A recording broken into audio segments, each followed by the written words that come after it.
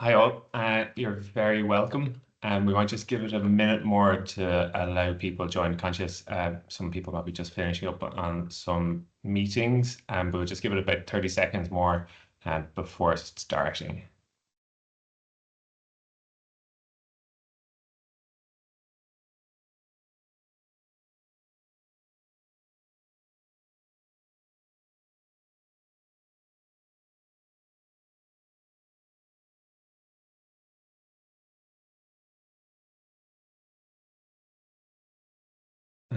We might just kick it off then. So you're all very welcome. This is the third event of the year for the Sustainability Community of Practice, and it's one that I'm really looking forward to. Where this session is really all about getting really valuable insights from project managers who have actually delivered sustainability projects. So it'll be particularly interesting to see what their view is in terms of the nuances that are associated with sustainability projects. We're aiming for the webinar to last about 45 minutes, and we definitely do welcome questions from the floor. The more engagement we get, the richer the dialogue. But I think really when you are asking questions, please do use the chat, and we will take some time at the end of the fireside chat to address those questions. Before we start, there's just a couple of PMI notifications just to step through. So firstly, we're just going off the back of September, which is probably the busiest month we've ever had in the PMI calendar. We've had 9 events in total across the month, which is record for us. So really to extend a massive thank you to the events team in particular. So Maria and Antoinette and the rest of the events team, really for a huge effort in delivering all of those events so successfully. The next really big event from the PMI Ireland chapter perspective is the National Project Awards just on the 6th of November. And I'd also like to give a plug to the next Sustainability Community Practice event, which is coming up on the 18th of November. It's related to transport, so value-driven transport transformation, and just really investing in Ireland's sustainable future. It's an in-person event in EY's Wavespace, and the invitation it'll be going up on the website very shortly. We just need to cross off a few last pieces on that. So I think without any kind of further ado, I might hand it over to Kevork now, who is our first speaker. So over to you, Kevork.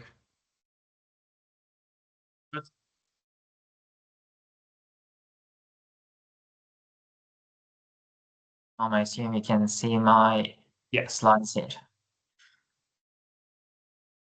So, hi everyone, my name is Kevork. I'm a director in our climate change and sustainability services practice with EY, and delighted to be back on a PMI session today. We have done a session around May period, I believe, where we spoke about why organizations need to have a sustainability strategy, but also what does an effective sustainability strategy look like. So that was covered in our previous session, and today we wanted to focus on how do we develop sustainability strategy and how do we deliver it, but also as program managers, how do we manage projects within the sustainability space to deliver against our strategy. We're going to start with 2 pages here. This is a framework, and a lot of you are program managers, so you have seen this framework used: design, implement, execute, and maintain. We've put a sustainability lens into it, and we just wanted to see what are the key components when it comes to design, implement, execute when we think about delivering sustainability projects. So the first bit that is design, develop, it starts with activity and stakeholder mapping. So this is understanding all the activities that an organization performs, the locations, what operations do we run, and also understanding our stakeholders across our value chain. So in our upstream value chain, we have our suppliers and contractors, and our downstream value chain would have our end users, customers, government organizations who are recipients kind of some of the outputs that we have.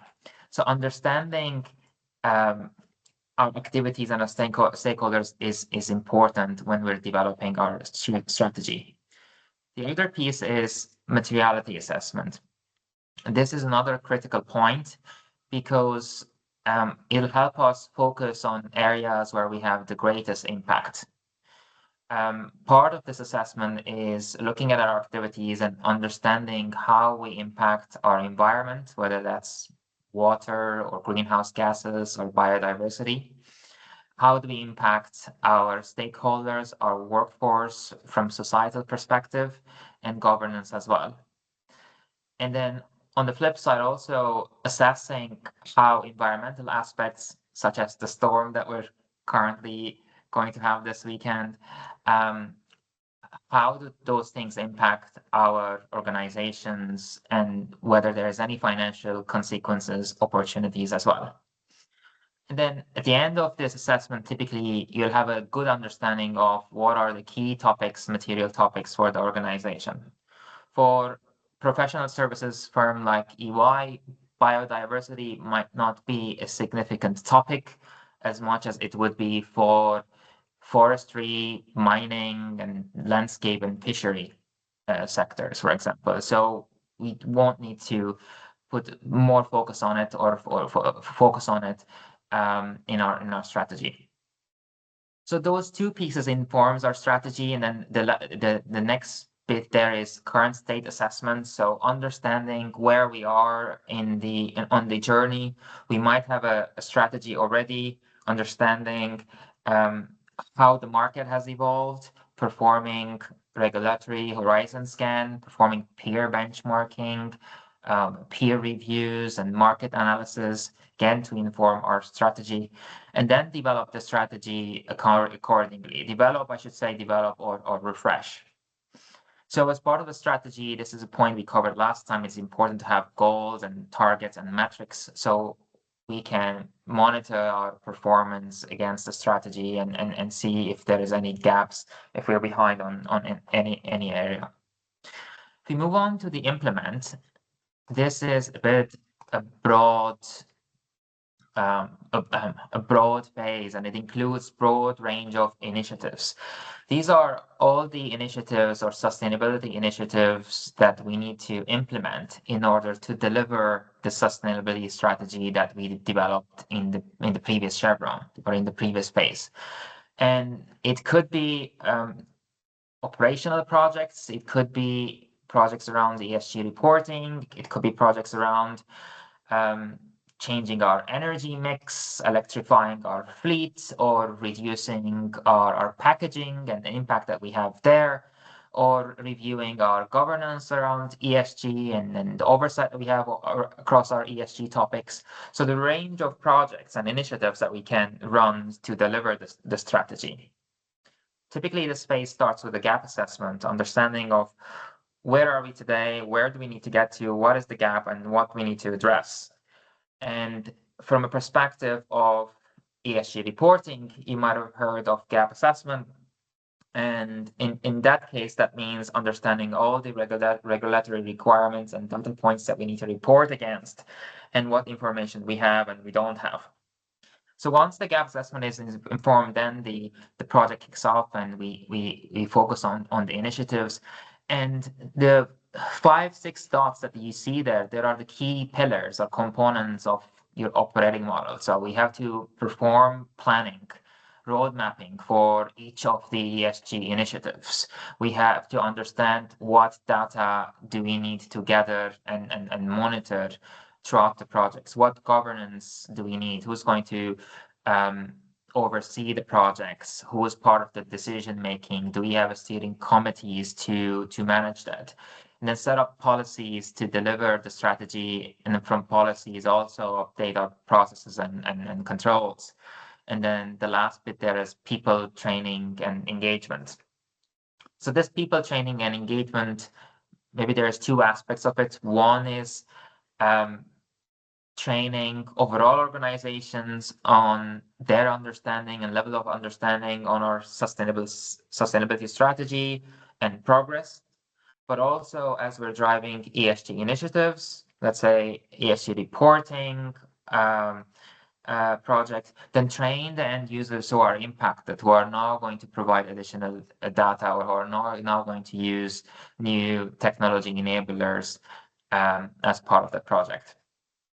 And then we move on to ESG tech and implementation. It's 2025. Digital and tech enablers are part of any initiatives or any projects that will be delivered, whether it's monitoring tools, reporting tools, monitoring energy consumption, and the usage of or production of usage of packaging. So tech is a critical part as well when we run sustainability projects.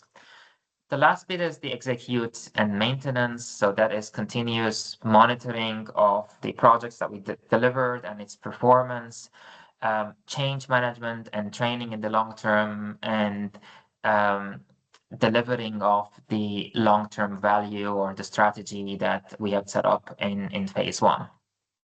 So this can be used as a framework for yourselves with a sustainability lens on how do we develop the strategy and deliver against it.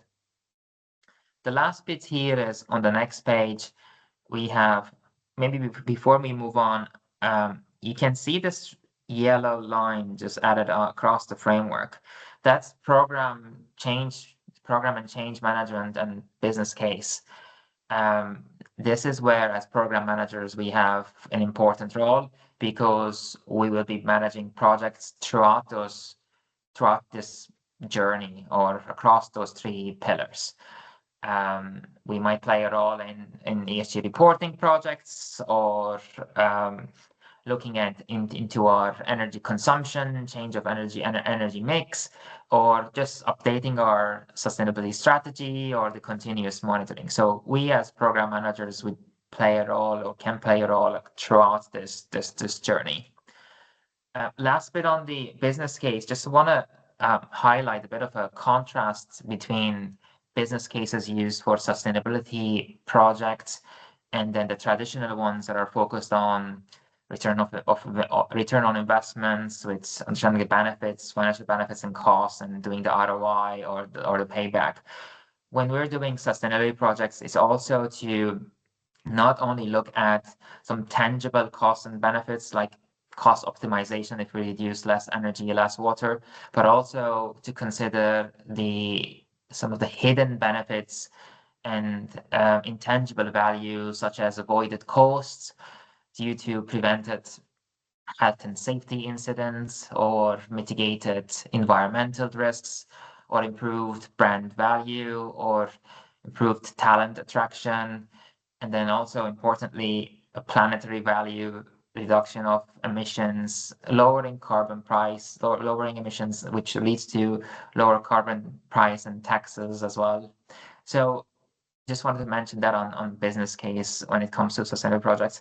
And then lastly, we have an illustrative timeline. You might be familiar with this already, but we have a bit of a short-term focus, medium-term focus, and long-term focus, depending on where you are on the journey. You can see some activities are more of a short-term. If you're starting with the strategy refresh, your materiality analysis, road mapping, and implementation planning. And then medium long-term is delivering your strategy. So that's all with this framework. I'm going to pass it over to you, Rebecca, to have a look at how PMs can integrate sustainability into projects as well. Thanks, Kevork. Rebecca, hi, everyone. My name is Rebecca. I am a senior consultant in EY and the planning lead for the Sustainability Community of Practice in the PMI. So during our preparation for this webinar, we spent some time with the three speakers involved in today's fireside chat to get an in-depth look into their individual experiences on sustainability projects. And following those discussions, we found that there was a lot of overlap across their individual experiences, and we've outlined those factors here, and we've broken it down into 3 different sectors. So success factors, key insights and challenges, to help highlight how PMs could integrate sustainability into their projects. So when we have a look at success factors, we have the urgency for change. So this really outlines the need for transformation within the sustainability teams and business units across the organization. And then expertise utilization then is just involving knowledgeable SMEs to help drive the projects forward throughout the project life cycles. And then there's going to be a need for a strong governance framework to help structure the accountability, the informed decision making, and just to ensure that the project remains aligned with the organization's strategic alignment. When we have a look at key insights, then it's really important that we engage early with all the different business units that are going to be involved, from senior leadership all the way down. And then after we've engaged early, we need to continuously engage with the stakeholders that are going to be involved to ensure that we're transparent with our project status, with the benefits that we're going to deliver, and to keep everyone along on the journey. There needs to be clear buy-in with the leadership, from senior leadership down, to ensure confidence, instill confidence in the project and the project objectives. The centralized data management, then there's a really big need with CSRD reporting to have a master data management process in place to ensure that the data that's being gathered is gathered at the same frequency, gathered in the same way, in the same format, and analysed all in the same way, and then stored centrally. Each of the speakers outlined how they started these sustainability projects without much sustainability knowledge. So it was important for them to upskill themselves personally to understand the project objectives. And then there's a massive need for training across the organisation for all of the individual business units to have a clear understanding of what the project objectives are, what the values are, and the benefits as well. When we have a look at challenges, then the data quality issues stems back to the centralized data management process, where the data needs to be all gathered in the same way, the same frequency, and analysed in the same way to make sure that the data quality is across all of the CSRD reporting across the organisation. Then there's the regulatory evolution, depending on what industry you're in, that there might be interpretation of requirements, impacting compliance across the regulatory landscape. Each of the speakers spoke about limited resources and that they all worked with small sustainability teams, which can hinder the project support and can hinder inputs into the project. And then lastly, resistance from different business units across the organisation. Then with additional workload leading to pushback, the business units really need to be bought in with the early engagement, and they need to understand through the training, through the upskilling, how important each of their different business units are going to impact the project. And clear expectations early of the workload can help with the capacity management throughout. And speakers are going to speak a little bit more in depth to all of these different factors throughout the fireside chat going forward.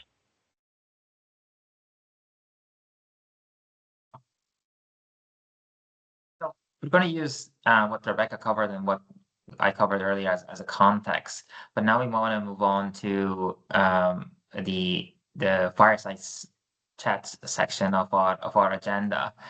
I know this is a PMI session, and we have a lot of you program managers in the audience, and what we want to do is bring actual program managers who have managed sustainability projects and hear from them practical advice and insights and lessons learned from their experience delivering sustainability projects.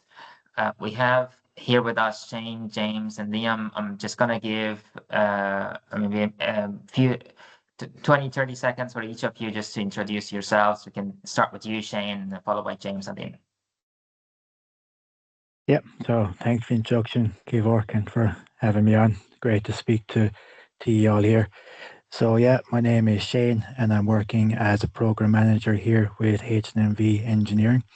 So I have several years experience in the construction industry, and I've recently made the move across to ESG, and it's been one that's been thoroughly enjoyable so far, working on really business critical projects, and be able to make that impact both internally and externally in the business has been extremely rewarding so far.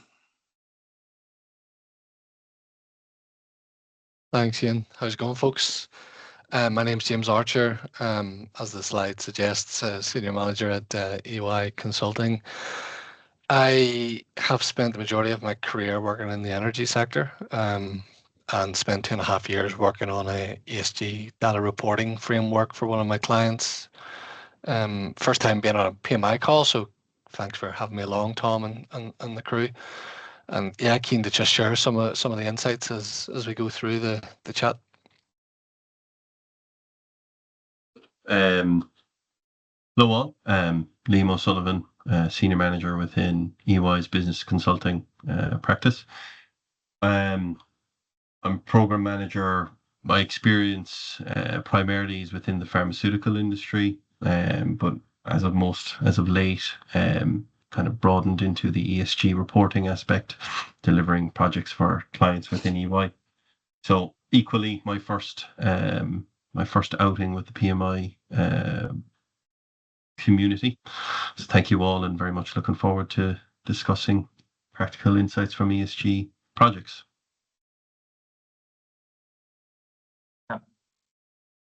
So the next 15-20 minutes, we'll have a conversation with our guests. But as a reminder, as Tom said, if you have any questions, please use the chat functionalities at the end. We have time allocated to take questions from the audience as well.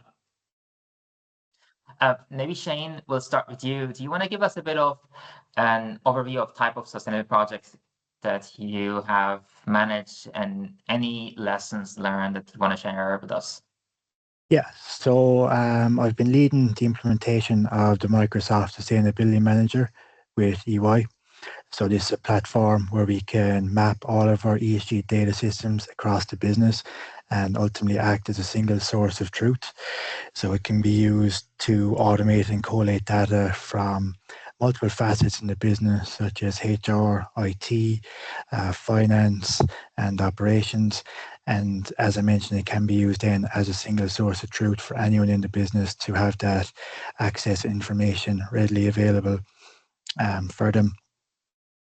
And yeah, it's been really beneficial so far.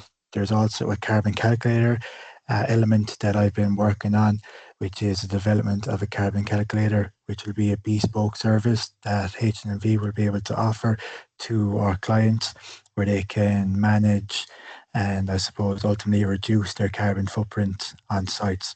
So it's been really rewarding so far, diving into the ESG.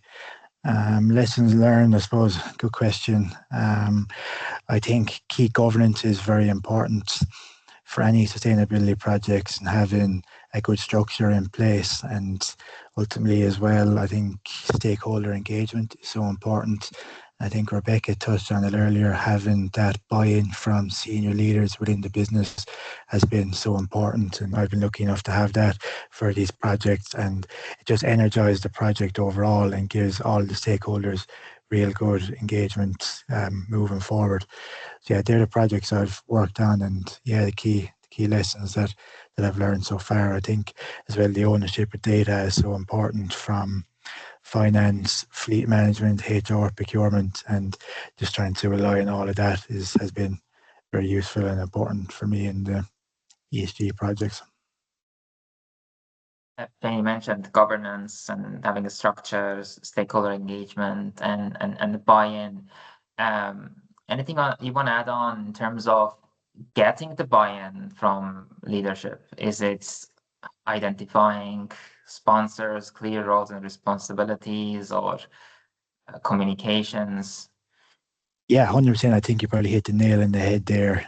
Identifying the key stakeholders early, with the business plan as well, showing the benefits to the organization of what the project will actually bring. So like I found showing them that like regulatory deadlines, what needs to be provable by the year, risk reduction as well, the benefits of these projects, that avoiding fines, failed audits, what damage that can bring to the reputation, and also in the case of these projects, operational efficiencies. So how automating the data flow will ultimately reduce the manual effort and ultimately save resources back into the business.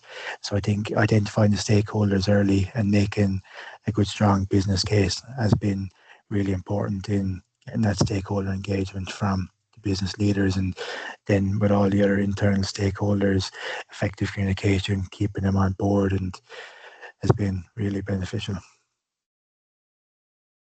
I'm going to stay on the same level as well. Maybe James, for you, if you want to describe the type of projects you managed and any success factors that led to a effective delivery kind of your project.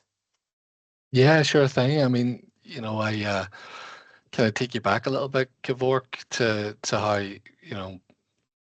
my being on ESG projects came about. I was supporting a client. They had decided there was a clear burning platform for change in terms of digitizing how they report their greenhouse gas reporting. So, for many years, it was large Excel data sets, and they had decided they knew what was coming down the pipeline in terms of regulations, but they also know that their own internal strategy pointed towards becoming more digital and data driven, and they made the decision to go out to market and procure for a SaaS cloud based solution that managed all aspects of their ESG. And the first thing I was brought in then to support leading that project, first piece of work we did was really focusing on the E of ESG, specifically greenhouse gas emissions, looking at scope 1, 2, and 3.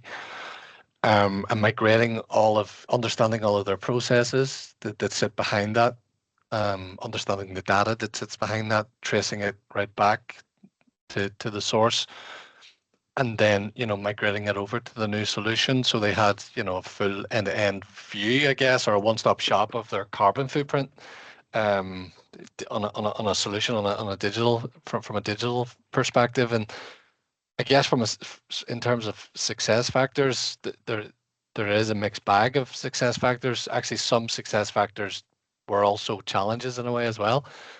I guess some of the key things that would contribute to that was the sustainability team themselves. They were a small team, and I'd say even 5 years ago, they probably weren't getting the recognition that they wanted. They were probably screaming out for a budget.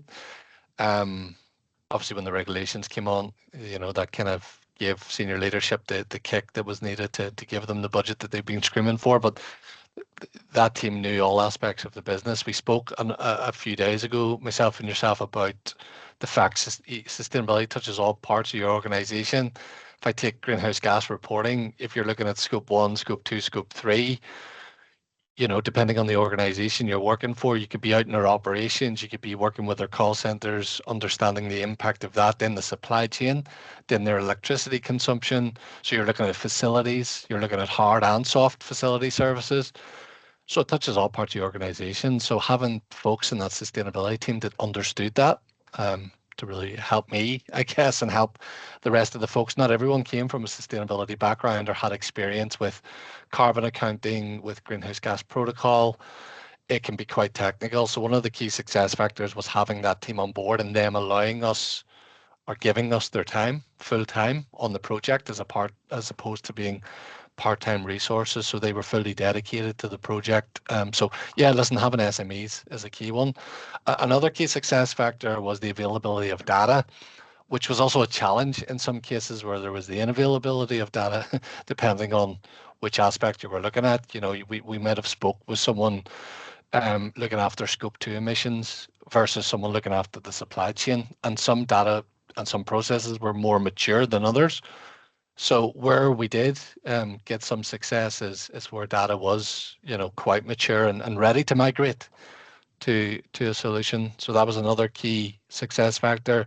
I'd say the third one, which has already been touched on, is leadership buy-in as well. Kind of touched on it already in terms of, sustainability teams have been crying out for years for, a budget that they deserve to go and support the business towards their net zero goals, and keep the business compliant with upcoming regulations, and they got that, at least over the past 2.5 years I've been involved.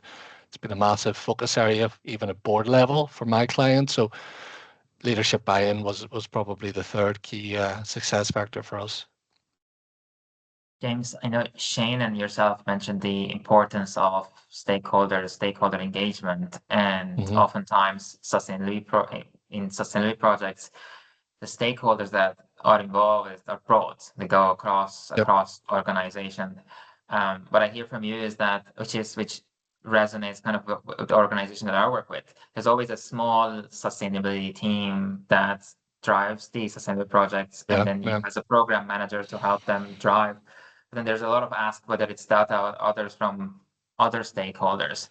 Did you think that stakeholders did help support, did put the time and effort, whether it's work sessions or collecting data or improving quality of data? Were there any challenges, or how did you approach that? Yeah, to be honest, massive challenges, to be frank, massive challenges, but that's where the change management came in. That's where we knew that we really needed to get people on board. We had a few people in our project team that had a lot of skin in the game, for want of a better word, across the organization.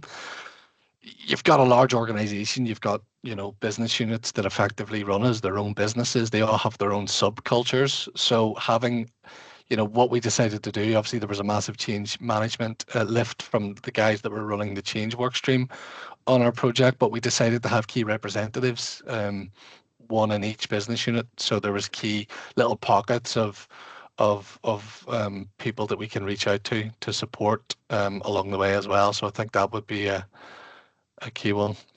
Yeah. Liam, I think you want to chime in there. If I may, Kevork, a similar experience, I have to say, with a client I worked with, a small sustainability team. Obviously, it was a large organization where we did have expertise dotted around each of the business functions. Now, what we found pretty swiftly within the project was, challenge in terms of people's availability across those functions. And something that we implemented was what we called a hub and spoke model, which became quite effective, actually, whereby we identified change champions and sustainability champions within each of those functions, upskilled them in terms of the asks. In my particular case, it was preparation for CSRD reporting. So getting them up to speed on the particular topical standard that they may have been, an expertise in that given area, energy, people and safety, governance, whatever it may be. And to James's point, I think it's something really that is never quite fully articulated at the start of any project typically, but particularly in a sustainability project where people can be playing catch up in terms of their knowledge of the topics, and giving that right attention from senior leadership to say, we will be drawing down on resources. This is how we intend on drawing down resources, to make sure it's effective, to make sure it's best value for time from those given areas, can be quite useful. And I think you and James slight touch on this, letting them understand the big picture as well. I'm coming to you with additional requests now. Why is this needed for? And how does this impact me, my department, and organizations? A lot of times with CSRD and data requests, the pushback is, I do this differently now. Why do I need to provide additional information? There's a disconnect between the ask and the purpose and what's in it for them. Just on that, Liam, I want to give you a chance as well to, if you want to add on, describe the project that you supported, and if I'm starting a sustainability project tomorrow, any kind of insights that you have.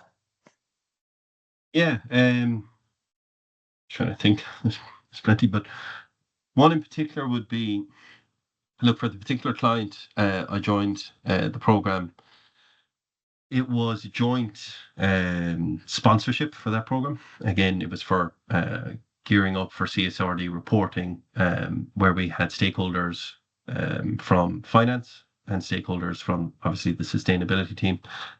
And I think Rebecca touched on this in the opening slide, whereby we ran a session on the benefits, and it's kind of a lesson learned that stuck with me since, where finance on one side, their big drive at the time was this is going to be limited assurance with a view to move to reasonable assurance. Now, obviously, in a post-omnibus world, that's slightly been turned left of field.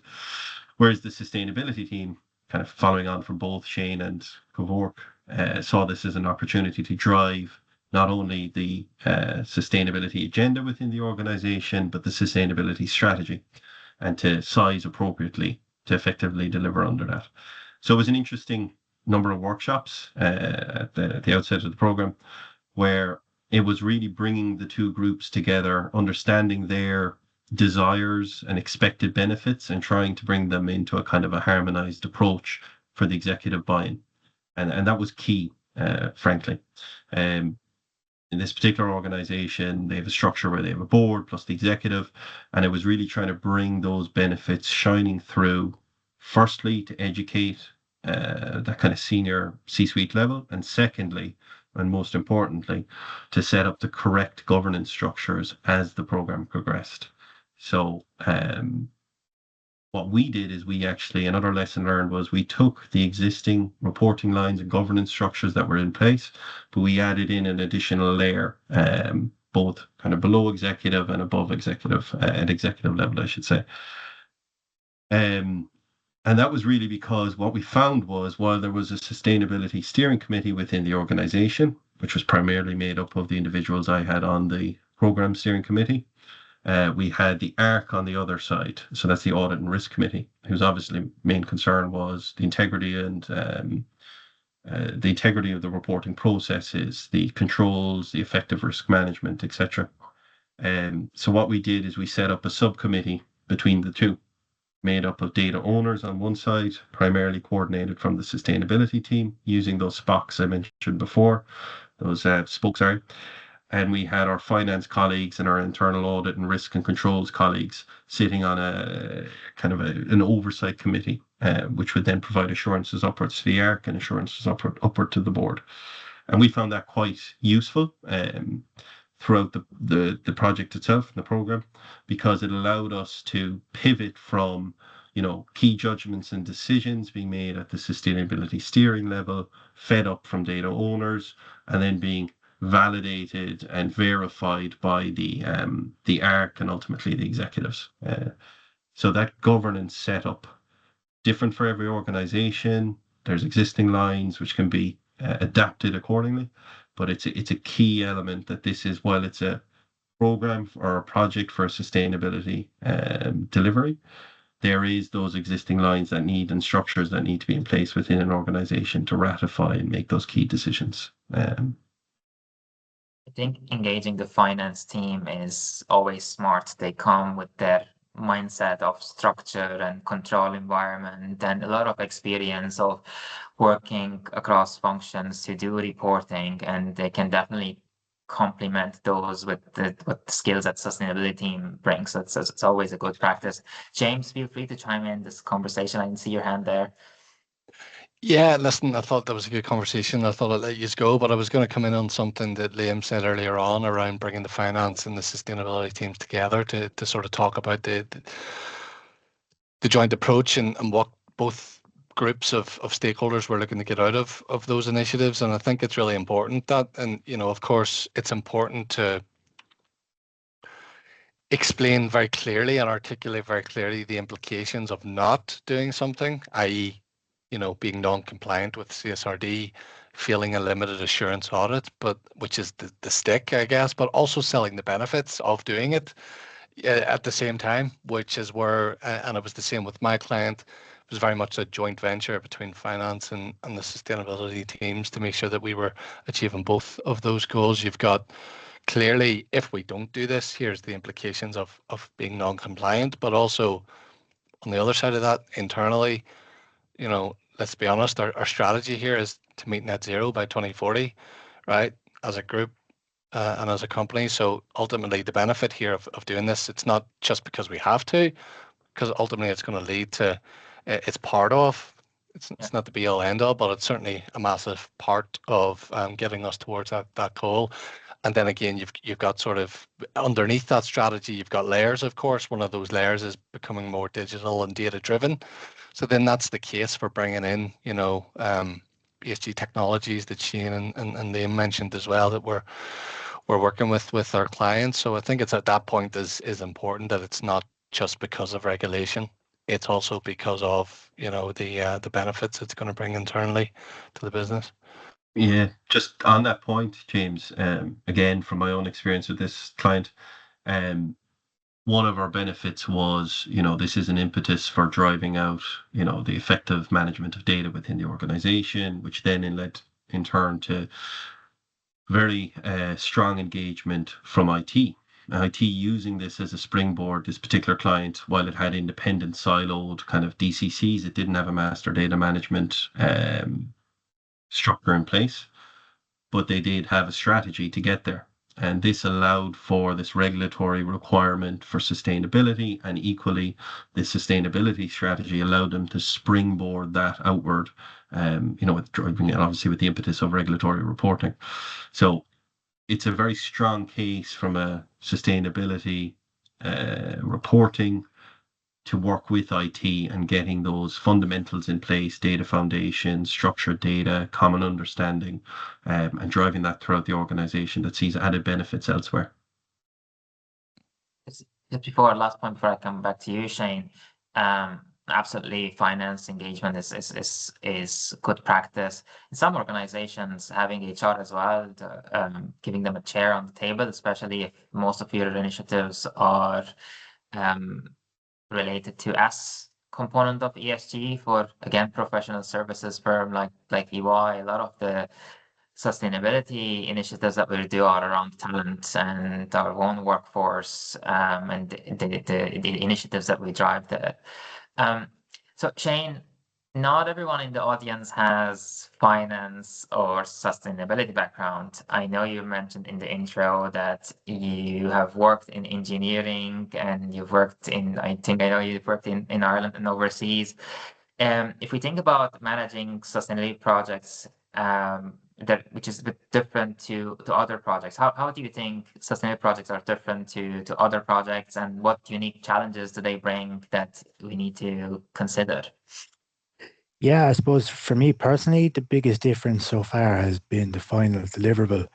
So projects I've managed to date, construction, engineering, the output was always physical. So your final product would be, the physical product that you build, and everything would be driven towards at the end of the project. So far in ESG, it's been mainly about the data, and I suppose not just creating any data. The data needs to be reliable, it needs to be auditable, and it needs to be, I suppose, reportable as well to regulators. I think in terms of challenges with that, the unique challenge for me has been at the alignment. So like the data, it's across many different silos within the business. Different functions within the business will store their data in different locations, and finding out where them data points are, and I suppose integrating it into the one has been a challenge. I think it's been important to build bridges, I suppose, between the finance, between HR, between fleet and procurement, so that the information flows as a whole, I suppose, can be trusted and can be fully reliable. I think as well the timescales are different, like reporting deadlines and audit cycles, rather than site milestones drive the rhythm of the project, which I think has been different than anything I've worked on before, but something that is really enjoyable. And I think them reporting deadlines and cycles, they, I suppose, give the project energy, and it helps keep everyone aligned throughout the project. And I think they'd be the main challenges I've faced, and the main differences for me was kind of fresh into sustainability that I've faced to date. On data, I know three of you mentioned data. A lot of the data gets published at the end by organizations in the reports. Two things there. Some organizations have to go through assurance, and whereas typically organizations have experience in going through assurance over financial information, but then they realize that the providing assurance or getting assurance on non-financial information is different, and there's always a learning curve there as well. And then lastly, for sustainability project and sustainability information, there's always the greenwashing, greenhushing, green rinsing, green shifting, all that risks that we need to consider as well, and make extra careful that whatever information we put out there is of good quality. Shane, maybe last question, and Tom, correct me in terms of how much time we have. Again, if I'm a program manager, I'm not close to sustainability space, and on next week I am going to start managing a sustainability project, and sustainability is also very broad. How do I prep myself? I'd say the first thing would be, don't be intimidated by the subject matter. So I suppose a lot of the different project management skill set and toolkit that you'll have built up all translates well into ESG. So your communication skills, your risk management, your stakeholder engagement, your project planning, they're all very useful tools to bring into ESG that you already have in your arsenal. I think as well, in terms of the language, like try to get a grasp for the basics, and I suppose do some research into scopes 1 to 3, the basics of regulation, kind of learning a small bit about greenhouse gases will give you some good information moving into the space. And I suppose as well, I'm sure you'll be working with subject matter in the team from ESG, trying to work closely with them, and you'd be surprised how quickly you'll pick up different nuggets of information, and how you'll, I suppose, learn on the job, and you'll find yourself able to kind of contribute meaningfully in the discussions. So I think focus on what you do best, structure, governance, delivery, and partner that then with subject matter experts for the technical depth, and then doing your own bit of research on the side into greenhouse gases, into carbon footprint, into all the different scopes to do with CSRD and different regulations. And I think you have more than enough there to be able to excel within the role.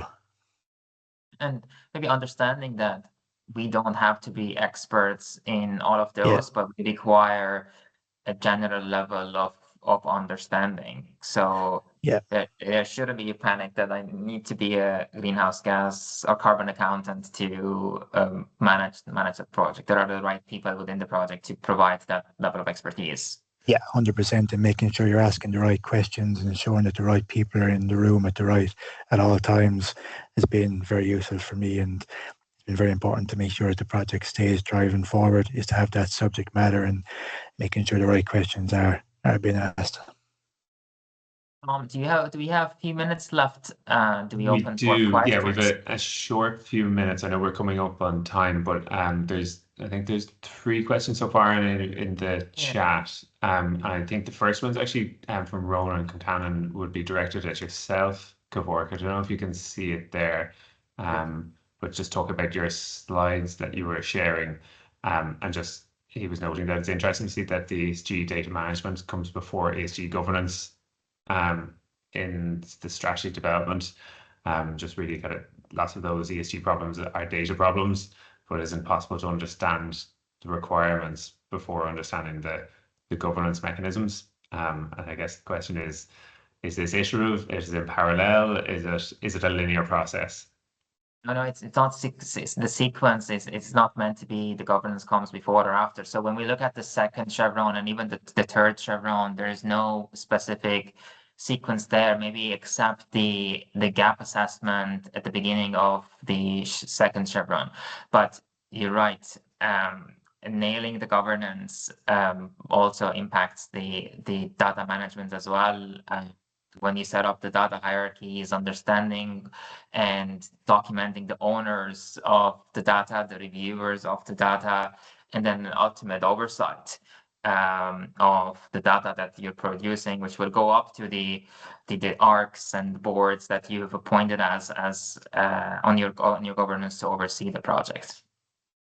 I see two other questions. One around is what do we do if we are not able to engage key leaders? Any tactics do we have? And then the other one is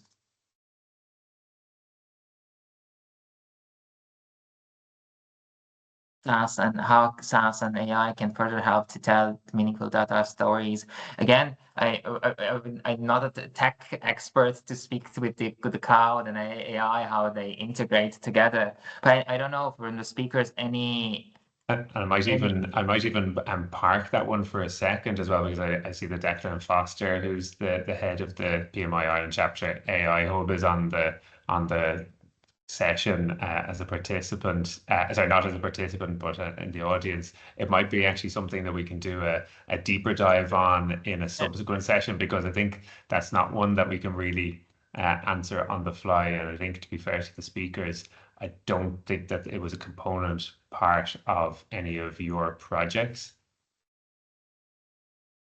No, it wasn't. It wasn't. We were speaking offline about how interesting, the development of AI will be and how it is going to help with SaaS and sustainability projects. But in our past experience, that wasn't, certainly for me, it was very manual in terms of the lift and the work that we did.